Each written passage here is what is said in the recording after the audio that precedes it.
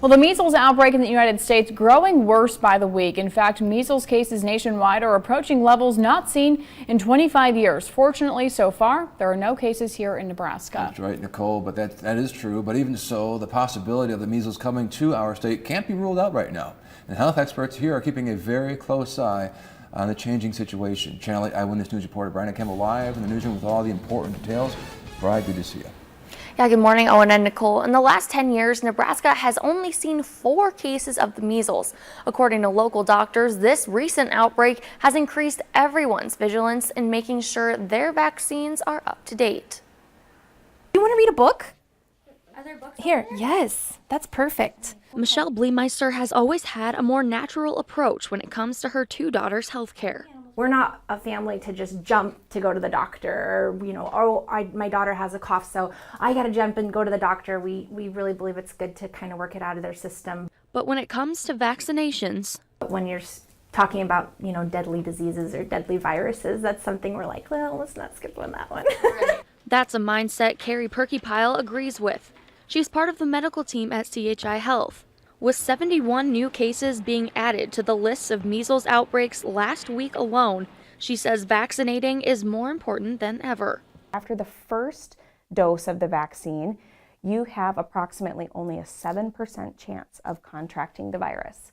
Then after the booster vaccine, you have less than 3% chance of contracting the virus. Luckily, patients she sees at her practice in Lincoln have increased their concern for their vaccination status. What I have typically seen people present, especially adults presenting and saying, I'm going to be traveling and I'm not sure if I received all my vaccinations. But it only takes one unvaccinated person to introduce the measles virus to a new area. What's scary to me, not only with people not having the vaccine, is that it can spread to other people. It's a very contagious virus. People can die from this.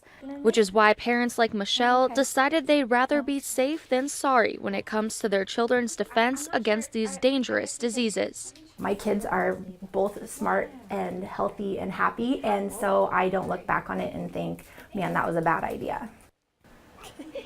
The measles vaccination is just a poke in the arm, and possible side effects from the vaccine are very mild, including injection site soreness and a mild fever that can last 1 to 2 days. And Brian, I'm looking at some facts here from the CDC. 22 states right now impacted by measles. New York City getting hit the hardest.